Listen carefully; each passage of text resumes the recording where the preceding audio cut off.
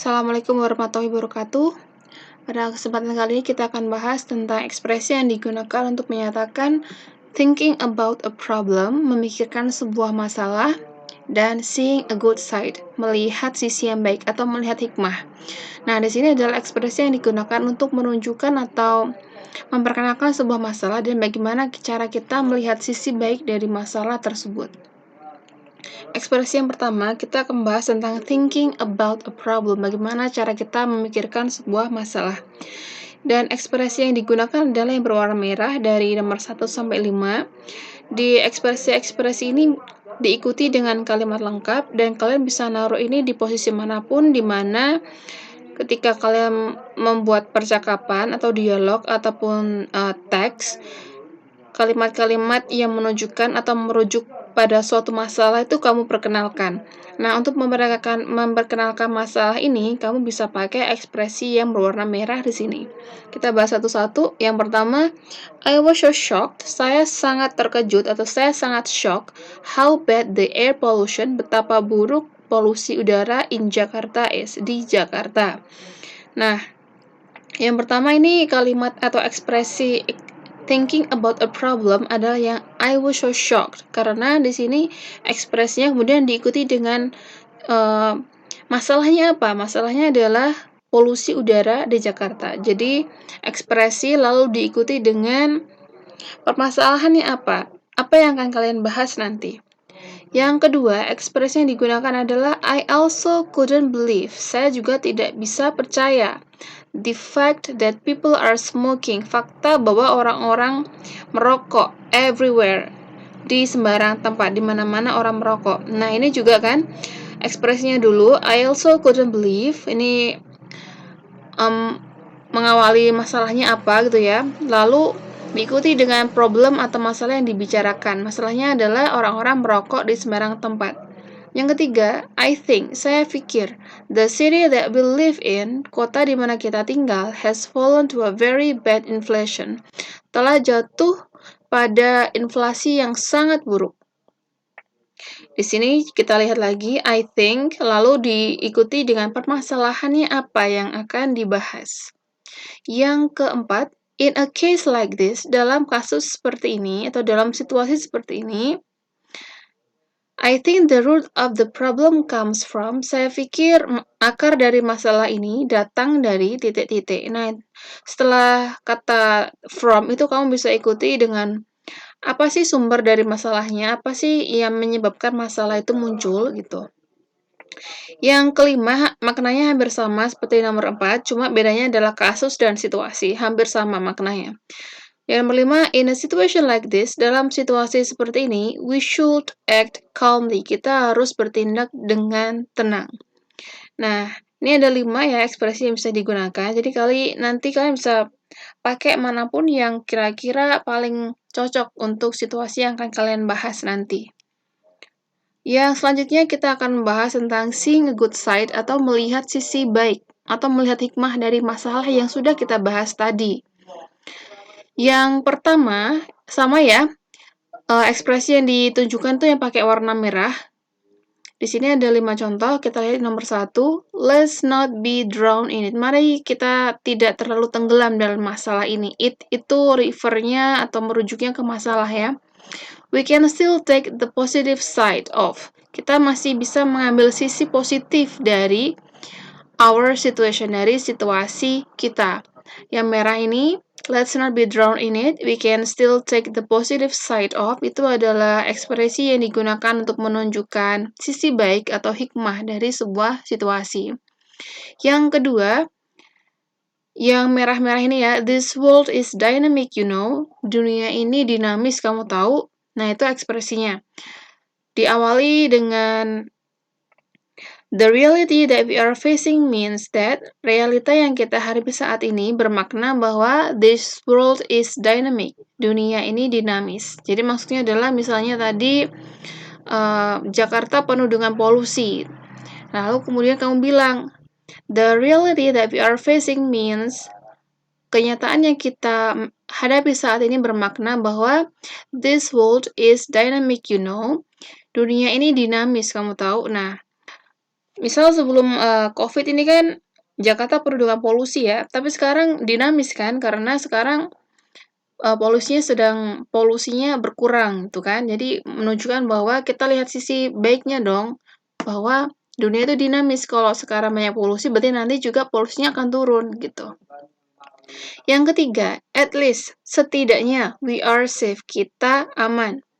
Nah, misalnya kasus COVID seperti ini, apa sih hikmahnya? At least we are safe, setidaknya kita aman. Atau at least we are with our family now, kita bersama dengan keluarga kita saat ini. Jadi, misalnya masalah kali ini adalah pandemik COVID-19. Maka kalian melihat good side-nya apa? At least kita bersama dengan keluarga. At least kita aman, kita tidak menjadi korban seperti itu. Yang nomor 4, although we are not rich, meskipun kita tidak kaya, we have a happy family. Kita punya keluarga yang bahagia. Jadi misal kamu pernah berpikir bahwa kamu lahir di keluarga yang biasa saja dan kamu iri dengan keluarga yang kaya, kamu melihat sisi baiknya.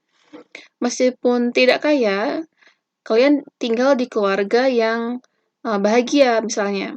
Nah, kalau melihat seperti ini, kalau kamu terus tenggelam pada masalah, kamu tidak bisa melihat sisi baiknya.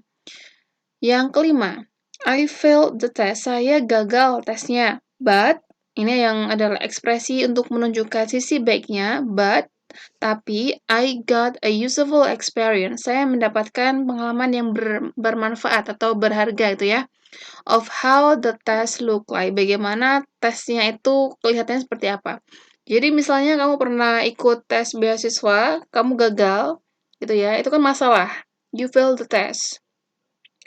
Tapi kemudian kamu melihat sisi baiknya apa? But you got the useful experience. Kamu dapat pengalaman yang berharga. Kamu dapat manfaatnya dari pengalaman pernah ikut tes. Kamu udah tahu tes itu seperti apa sih, gitu ya. Jadi setiap ada masalah, kamu lihat sisi baiknya itu seperti apa. Nah, sekarang kita langsung ke latihannya. Kalau seperti biasanya saya kasih contoh bagaimana cara mengerjakan, kali ini tidak saya kasih contoh, saya pengen tahu bagaimana kalian sudah terbiasa dengan setiap tugas bikin percakapan atau membuat teks. Sekarang kalian coba bikin sendiri, kalian boleh mau bikin semacam percakapan ataupun teks narasi yang memperkenalkan masalahnya dan kemudian kamu lihat sisi baiknya apa ya. Jadi petunjuknya adalah buatlah percakapan atau teks narasi menggunakan salah satu skenario di bawah ini. Jadi ada sekian topik, kamu pilih satu skenarionya, kamu bisa bikin seperti percakapan ataupun membuat teks narasi ya. Apa yang harus kamu tunjukkan di tugas kali ini? Yang pertama, ekspresi thinking about a problem.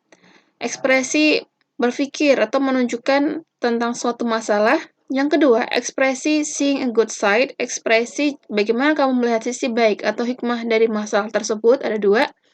Yang ketiga, dua idiom dari bab 12. Kamu ambil dua idiom dari bab 12, kamu masukkan ke dalam percakapan ataupun teks yang akan kamu pakai.